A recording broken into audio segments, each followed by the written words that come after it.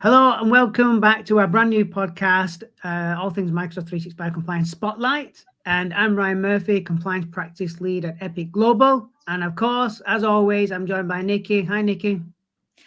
Hi, Ryan. I'm Nikki Chappell. I'm the Principal Cloud Architect at Cloudway and also a Microsoft MVP. And today we're going to be talking about what's new and coming soon in Microsoft 365 Purview. So, Ryan, what have you seen on the roadmap or in the message center that's kind of got you excited? So what's caught my eye recently is the new capabilities in information barriers. And this is feature ID 93232. So those who've had the pleasure, I'll say, and I'll use that term lightly, of working with information barriers, there are some changes that are coming down the line with V2, and it's essentially a brand new IB architecture in Substrate. So essentially, what reading between the lines, I think you're going to get this brand new information barrier structure. Now, just to ream off what it's actually stating in the article, is Information Barriers V2 is the new enhanced IB architecture in Substrate, which brings a set of new features to customers, including flexible people discovery, which I'll touch on in just a moment, increased scalability, and multi-segment support. Now, those three areas there are going to be one of the things that people will be more attracted to Information Barriers version 2 on. The first one was a bit limited, especially around the people discoverability, because it uses the address book policy. That then affects your visibility in Exchange. Information Barriers doesn't work with Exchange, I must state that. But in Exchange, if you wanted to email that person, where you may have that compliance recording going on, taking elements of or taking copies of email messages, you then can't find that user because they're not in the address book policy, because they're in an opposing policy within Information Barriers. Now, what I'm thinking, or what I'm hoping, is that people discoverability now gives you that flexibility to say, well, I want it to be hidden. I want that user to be hidden in Teams, SharePoint, and OneDrive, but I want their visibility in in Exchange to be there. So if you did do a look up that person, then you can email them. That's great. And then you've got the multi-segment support as well. Now, that could mean one of two things. It could mean that there could be multiple segments wrapped into a particular policy, or you can have a user in multiple segments, which I'm not sure of yet. However, I do think those new capabilities in MIB v2 are going to be more attractive to people adopting it. And what's the latest timelines on that? Okay, so it went preview in September of last year, and it's just been recently modified at 21st of January, hence the shout out today. But that will go GA in February 2023. Now, there's a couple of things you need to be aware of. If you've already got Information Barriers V1 deployed, you can't deploy this side by side. Okay, there's another announcement that was made just late yesterday or the day before. I think no, it was actually the 31st of January, and that feature ID is 115482. Now that's going to give you a platform or an application to move from MIB v1 to MIB v2. So that's your upgrade solution to the two. If you've got a test tenant and you're interested in Information Barriers v2, spin up a test tenant again. Have a look to see if it's available there yet, but the two don't work in compatibility. So the the item 115482, I'll just read out that, Nikki, just so I can give everybody a bit of insight to what that does. And that states Information Barriers v2 brings new capabilities, including largest segment scale support, which is, again, you can have more and more segments than you could do previously with v1. Again, multi-segment support and flexible people discovery. Existing, this is the important bit, existing IBv1 tenants require an upgrade to IBv2 to take advantage of these new capabilities. This roadmap item is intended only for all IBv1 customers. All other customers will get IBv2 capabilities when they enable IB in their tenant. So if you haven't already got Information Barriers enabled, and the IBv1 what didn't really fit to your configurations, or it was a bit too restrictive, you can now go and have a look at IBV2. But if you've already got it in a test tenant or already got it in your production, you need to wait until the preview, which is June 2023. But then we're going to GA in November 2023. So there's a bit of a wait, but I'll be fair to Microsoft, they have given you a platform to migrate from one to the other, which I think is an incredible step for them. Yeah, I think that's good. And I think also the capability that you can go and get a test tenant and actually try it out, work out what your future state is, because I think that's going to be the kind of, I suppose, the change, isn't it? You need to factor that in your schedule of activities, work out what it really does. How is it going to impact you? Are there any benefits in it? Yeah, so I'm desperate to play around with this. I've done a lot of information barriers the last probably 12 months, for some large financial companies and some other departments within the public sector. So this has been a real interest for me. I've been watching this with a very, very close eye. And I had a look the other day. I couldn't see anything in a evaluation tenant, but nevertheless, I'll keep an eye out for it. And I may even do a blog on it with the comparisons of V1 and V2. And even when the tool comes out to do the migration over from V1 to V2, I intend to do a blog on that as well. So you can follow me on my name there, as it states, Ryan John Murphy 4 on Twitter, and obviously give Nikki a follow as well if you want to know any more updates around MIB or even anything to do with the roadmap. Thanks, Nikki. Okay. Well, I think for me, I've been doing quite a bit of work on like the sensitivity labels, because I think it's just like so important that people are going to protect the data. And there's kind of a few key changes that are coming along that have either just landed or coming. So I think the big one is the ability for those encryption and user-defined permissions. Historically, you had to have named people. So the risk was if you had a document, you shared it with somebody and they needed to share it with somebody else, then they didn't have permission. So, or somebody left the organization and then you had to get the super user permission to try and unpick and add someone else in. Now you can add in domains. So this is really good where you're working with sensitive information across different organizations. You can say this is shareable by these groups of users in another organization. So it gives you kind of a better set of controls there as well. Other one I like is, or people are using, is that default label on the SharePoint document libraries. So when you go in now and create a new document library, there's the box there for the sensitivity label. Now you can script that if you want to go back and retrospectively apply that to historical document libraries. The benefit of that is once it's done at that document library level, all your folders, and all the files underneath the folders will automatically inherit that. Now you can, if you want, go and add your own sensitivity label on the top. So if you've already manually labeled a file and you drop it in there, the manual label will remain on that. So I think that's really useful because, unless you've got kind of clear automated classification, if you're just relying on people labeling documents, they tend to forget. So that's kind of a good way to have that information there. Key thing with that is default labels, type of automation, E5 licenses. Of course. Other thing I think really good coming along, or it's just into the preview, just been a big fanfare, is all about Teams Premium. So how does Teams Premium fit in with Purview? Well, with Teams Premium and the E5 licensing, you can now apply sensitivity labels to your Teams meetings. So that's quite good. So, you've got those different permissions on there.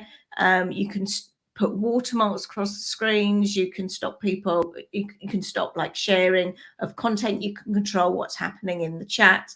You've even got end-to-end encryption now in there. So for people that are having to deal with kind of confidential, sensitive topics over a Teams meeting, Teams Premium with the Purview sensitivity label, you can create all those different Teams meeting policies, really lock it down to ensure that you can have those confidential meetings and there's no encryption. I think that's a great addition, to be honest with you. Sorry to cut you off there. Mm, I think, some of my customers, they are tier one banks or investment banks, and they want to have insured, if they're on with third parties and they're dealing with sensitive data, or they're on with whomever, IT support, whatever the case may be, they want that particular area to be locked down as much as possible. With that introduction, I can see that being a big thing for people going to Teams Premium just to adopt. yeah. I think it's a really, really good enhancement. There are other things included in the Teams Premium package as well. So it's not just the sensitivity labels. There are other kind of Teams meeting related functionality. And the other thing that I'm really waiting for, I'm working with one customer that's desperate to launch sensitivity labels, but wants to wait for the new default sensitive label bar and the color coding in the Office apps. So they don't want to launch now and have a whole set of branding. This is how you're going to start labeling documents for it to change the following month. So that's it's in the preview. So if you're in the preview, Office preview channel, it's already there. And the benefit of that is, as well as that sensitivity drop down that you get, you can have color coding to your labels just as a so if it's highly sensitive, you can have that red. You've also got the sensitivity option at the top where you can go and do file save as or rename your file. There you'll have the capability as well. So you've got another place to add the label, and there's there'll be a bar. So it just makes it a little bit more visible. The label will be visible at the top of your file as well. So I think it's just user friendly. I think it's good. So if you want to test that out, you can get onto the Office preview channel if you're enabled that, and you can try that out now. I think it's much better for user adoption. Yeah, I think so too. I just say on that, just on the native client as well, Nikki, I think Microsoft have put a lot of effort into this the last 12 months or so, and the features in there are so rich, and the logging as well that you get through the actual native client is far more than you would have got from the old install client, the AIP client, which I'm sure you're coming on to next is going to be sunsetted, right? Yeah. So Microsoft are now saying, they're not proactively developing the AIP client for the Office applications. They want it all built in, so you get that seamless experience, whether you're on the desktop apps, whether you're in the web, whether you're on the mobile. So with that, what Microsoft are doing, and it has been a bit of a unclear message, I think, coming in. They initially announced they were deprecating the AIP add-in client, but what they're actually withdrawing is the AIP client for the Office applications. So that was due, it's been delayed, the change. So I think it's going to be probably in another couple of months. What will happen is by default, you will no longer have that add-in with your Office applications. You will go to the built-in one. Yeah. Now, if you do need to keep that AIP client because you may be doing some other features in it and you're using it from the file explorer, and there may be some other capabilities you've got, you have to proactively opt out of this change. So I think that's the important thing. If people don't know about that, if you're actively using it, go and check, see what the implications are, see whether you need to opt out. So that's for me the good summary of what's happening in information protection. And just on that last piece with the AIP client, I know there's probably a few people out there who use it at the moment to do right click and protect, whether it be CAD files or any supported SDK integration into that particular client. That's still staying there. That's what Nikki's saying with the file explorer. You can still do that right click and protect, so don't worry about that. But the important thing is to make sure that you either opt in or opt out of that, whether you want to keep that particular solution going. Don't affect your Office apps. That will still work with your native client, but just make sure you're ready for that change before Microsoft change it for you. Yeah. And I think with that, it's really, really important that people monitor the message center. With these changes coming up, Microsoft will give you a good 30 days notice. Major changes, they will give you more notice than that. Have a look, make sure what you need to do. They're normally highlighted action by a particular date. Yeah. Because Microsoft often have configurations either on by default, off by default. So this one, you know, the AIP client is going to be switched off by default. So if you want to keep it on, you've actually got to go and do something. So yeah, always keep an eye on that roadmap to make sure you're aware of what's coming up. Perfect. So Ryan, what else have you seen recently? Yeah, so I noticed, Nikki, there was some new features around eDiscovery Premium, that there's actually now a new wizard that you can take advantage of, where in the old wizard, you'd have to create the case, add your custodians in, pretty much go through 1 or 2 of the 7 stages of eDiscovery, and then go to settings, which is right at the end, and then start to add in additional eDiscovery managers, or even any particular RBAC groups that you've created, and or any compliance boundaries that you've created. But now you can actually do that in one of the first activities. So as soon as you open that case, you get a users and a groups perspective. So the user would obviously be me adding you in as an additional reviewer or an additional discovery manager, or you've got the groups bit, or you can just add in the RBAC roles you created or any compliance boundaries that you created. That for me, having doing a lot of eDiscovery demos and work with a lot of customers with eDiscovery, for me is a great advantage to have that there. Additionally, on top of that, there's a few more features that have come out that are intertwined with that, where it says in the new case format, you can collect up to 1 terabyte of data in a single collection. Again, a great advantage to have more data into a single place. On top of that, one of the other restrictions previously was around the export. Now that's changed. There's more advances with that. So you can export large sets of content into a single export job. Or the new case format lets you export 5 million documents or 500 gigabytes, whichever is smaller in that export job. So again, you can export more than you can do with the original one. Additionally, you've got within the review set, each review set will support up to 1 terabyte of pre-expansion content. Again, another great advantage. It was a lot smaller than that prior. So for me, that was another standout that I saw with eDiscovery. Yeah, and for me, what I like is the enhancement they've done on kind of the teams and the Yammer front. You know, initially that wasn't as kind of so slick as it could be.